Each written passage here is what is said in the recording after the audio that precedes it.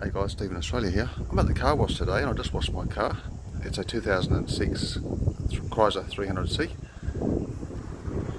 Pretty mean looking one with the famous grille. Just have a quick walk around.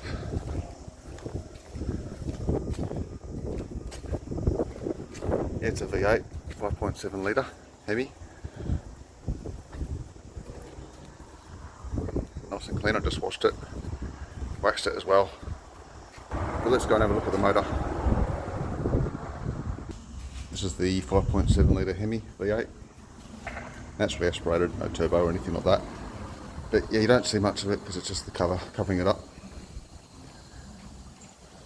Look inside.